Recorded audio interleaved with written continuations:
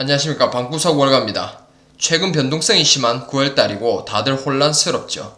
그거 관련해서 영상을 한번 찍어보았는데요. 제 스레드나 미국 주식 스터디 모임에서 8월달부터 말씀드렸던 부분이긴 한데 분명 9월달에는 변동성이 매우 심할 것이다. 그래서 조심해야 되고 더 보수적으로 행동해야 된다는 말씀 해드렸습니다. 참고로 저는 쫄보 투자자이고 보수적인 투자자입니다. 단타도 안 치고 장기 투자로 그냥 좋은 회사의 주식 개수 모아 나가는 맛에 미국 주식을 투자하고 있습니다. 그럼 지금 왜 이렇게 변동성이 심한지, 그리고 지금의 포지션을 어떻게 가져가면 좋을지에 대해 알려드리겠습니다. 최근 변동성이 심할 때는 나름의 포지션 전략을 세워야 하는데요. 왜 전략을 세워야 하나? 그 이유는 변동성이 심할 때 저점 매수하고 싶어서 사면 떨어지죠. 그래서 다시 저점을 더 낮게 사고 싶어서 전량 다 팔고 사면은 또 횡보를 하거나 떨어집니다. 그리고 이제 바닥이다 하고 반등하는 거 보면 사면 또 떨어지고, 이런 경험들 많이 하셨을 텐데요. 변동성의 파도를 반대로 타는 거죠. 물론 이런 변동성을 잘 이용해서 주식의 고점과 저점을 잘 판단해서 매수 매도를 하면서 수익을 얻을 수 있겠지만 결코 쉬운 일은 아니거든요. 자, 이제 본론으로 넘어가서, 이렇게 변동성이 심한 장에는 저는 바벨 전략이란 걸 사용합니다. 주식의 한쪽에 몰빵하는 것보다는 현금과 채권 쪽에 관심을 가져서 금쪽 같은 4계좌 밸런스를 맞추는 게 좋다고 봅니다. 여기 보시면은 주식 비중이 100이었다면 지금은 주식 50, 현금 30, 채권 20, 이런 식으로 말이죠. 또는 대부분이 이제 기술 테크주, 기술주가 좀 많겠죠. 80, 90, 100이신 분도 계시겠지만, 그러면은 종목으로 조금 쪼개는 겁니다. 기술주를 좀 줄이고 채권, 현금, 그리고 경기 방어주, 필수 소비재 등으로 분산하면서 현금 비중을 좀 가져가시는 게 좋지 않나 싶습니다. 굳이 주식을 팔든 말든 본인의 선택이지만 채권도 좀 담고 현금도 미리 확보해 놓으면 비중 조절이 자연스럽게 됩니다. 이거는 금리 대비 나스닥 100 지수의 움직임을 나타내는 겁니다. 파란색으로 표시한 부분은 금리, 그리고 와인색으로 표시한 부분은 나스닥 100입니다. 지금 나스닥 100이 많이 올랐죠. 네. 2000년 들어서 금리 인하를 하면 한 번만 하는 게 아니라 뚝뚝뚝뚝 떨어지는 걸 보실 수 있으십니다. 금리가 한 번 떨어졌다가 뚝뚝뚝뚝뚝 해서 떨어져요. 지금 25bp, 9월달에 25bp를 한다고 하는데 소프트 랜딩을 원한다면 25bp 했을 때 경제지표나, 그러니까 물가지표나 노동지표가 착하게 나오면 25bp로 쭉 갈 수는 있겠지만 지금 2000년 들어서는 한 번으로 끝난 적이 없습니다. 내릴 때는.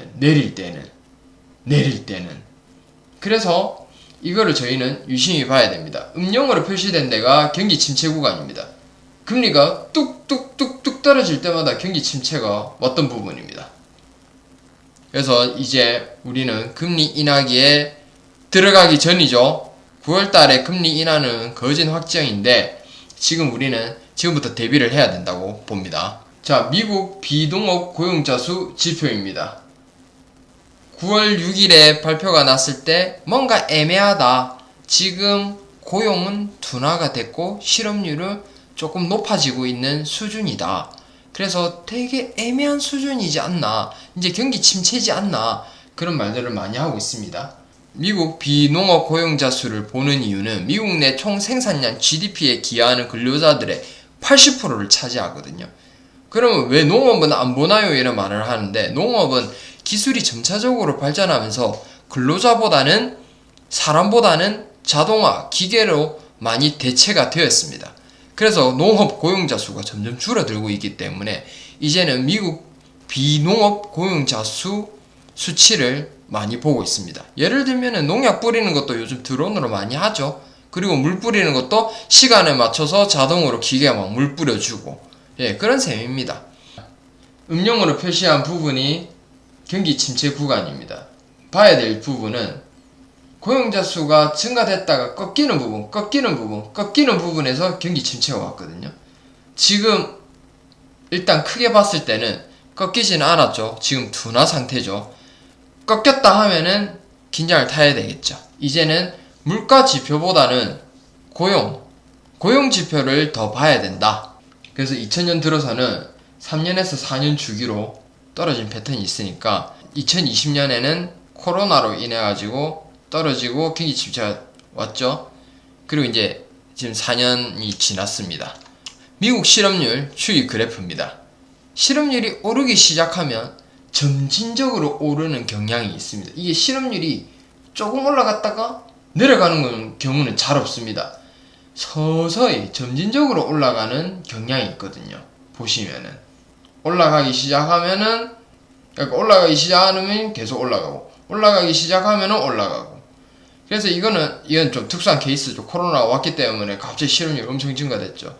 지금 이 시점이 점점점 지금 올라가고 있는 시점이긴 합니다. 그래서 완전고용 실업률 4%를 기준으로 합니다. 4%가 실업률이 높은 거 아니냐 해도 완전고용이라는 딱 4%의 기준입니다. 그래서 4% 이상 되면 긴장을 해야 되겠죠.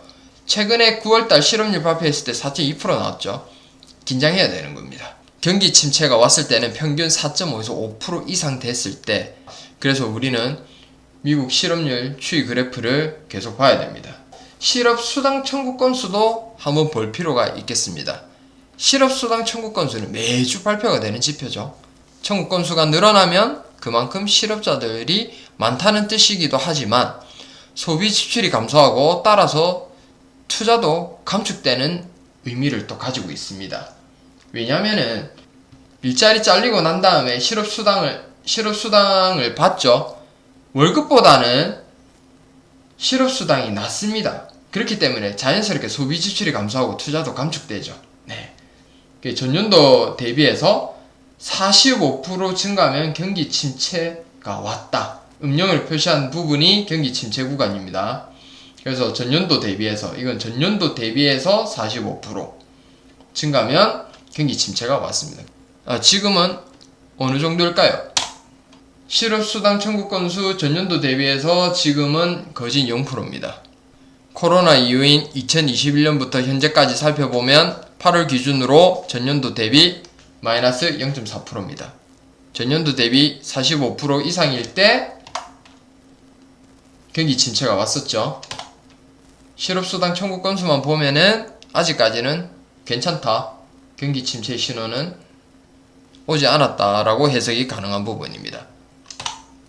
제조업 내구재 신규 주문 건수를 그 다음에 볼 건데요. 기업들의 미래 전망 및 경제 성장의 신호를 엿볼 수 있는 지표입니다. 내구재는 자동차, 컴퓨터 등 최소 3년 이상 평균 수명을 가진 상품을 뜻하는데요. 내구재 신규 주문 건수가 증가된다는 것은 기업에서 주문을 받았고 더 많이 생산해야 된다는 걸 의미합니다. 반대로 내구재 신규 주문 건수가 줄어들면 기업의 경제활동 둔화로 해석이 되겠죠.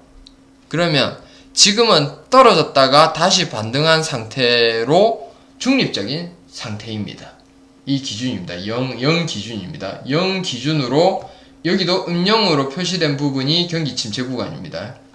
제조업 내구재 신규 주문 건수가 마이너스까지 돼버리면 경기 침체가 왔죠. 지금은 마이너스 살짝 찍었다가 올라갔습니다. 이때는 다행히 경기 침체가 안 왔죠. 확률적으로 무조건 마이너스 찍었다고 경기 침체가 오는 건 아니지만 우리가 확률적으로 봐야 됩니다. 네. 많이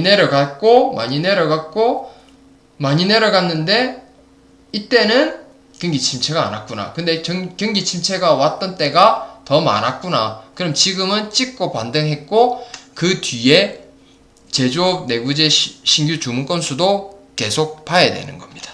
자, 그러면은 제조업 내구재 신규 주문 건수랑 실업률 데이터, 미국 실업률 데이터를 한번 비교를 해보겠습니다. 이 두 개의 데이터를 보는 이유는 기업과 근로자의 관계 지표로 해석이 되는 거죠. 기업과 그리고 그 기업에서 일하고 있는 근로자의 관계 지표입니다. 이 두 개의 데이터의 공통점은 크로스로 만나는 부분이 있습니다. 크로스로 만나는 부분, 다 표시된 부분이 크로스로 만나는 부분입니다. 이 두 개의 데이터의 공통점은 크로스로 만나는 지점에서 실업률이 올라가고 반대로 제조업 내구재 신규 주문 건수가 내려갈 때 경기 침체가 왔습니다. 지금은 현재 이 두 데이터가 크로스로 만나는 지점입니다. 여기서 만약에 실업률이 그대로 올라가고 반대로 제조업 내구재 신규 주문 건수가 떨어지면 경기 침체로 해석될 수 있는 부분이죠. 크로스로 만나는 이 지금 시점에서 제조업 내구재 신규 주문 건수가 올라가고 미국 실업률이 떨어져 준다면 경기 침체 우려에 한 발짝 멀어질 수는 있겠습니다. 자, 그러면은 방구석 월가의 뷰를 말씀드리겠습니다. 9월, 10월은 변동성이 심할 겁니다. 그래서 현금과 채권 비중을 높여서 대응하셨으면 좋겠습니다. 주식 매수 매도 타이밍은 신도 모르기 때문에 현금 보유는 필수입니다. 첫 금리 인하 시점을 기준으로 비포 애프터 고용 지표 및 물가 지표를 확인해 주시면 좋겠습니다. 첫 금리 인하 시점인 9월 이후 고용 지표, 물가 지표가 더 이상 진정되지 않고 횡보 또는 상승일 시 빅스텝 금리 인하 압박을 받을 수 있을 겁니다. 경기 침체 우려 신호로 주식시장도 내려갈 수 있습니다. 왜? 25bp 만약에 내렸다. 9월달에 25bp 내렸는데 고용지표도 좋게 안 나오고 물가지표도 좋게 안 나오고 25bp가 아니라 더 내렸어야 돼. 너희가 더 내렸어야 돼. 연준이 50bp 했어야 돼. 그럼 그 다음에 금리 인하할 때는 75bp 때려야 돼. 연준한테 계속 압박을 넣을 겁니다. 그러면 이제 주식시장이 이제 요동을 칠 수 있겠죠. 이런 상황들이 있으니 지금 현재도 변동성이 매우 심하죠. 그리고 9월 10일에 대통령 후보 첫 토론이 있을 겁니다.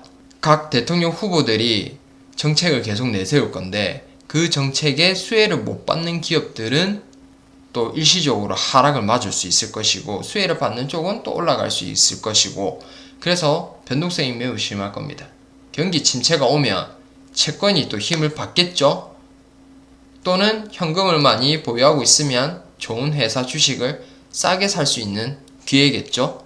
우리는 계속 지표를 지켜보면서 대응을 해 나가야 되지 않을까 싶습니다. 오늘 영상도 이렇게 준비를 해봤고 시청해 주셔서 감사합니다.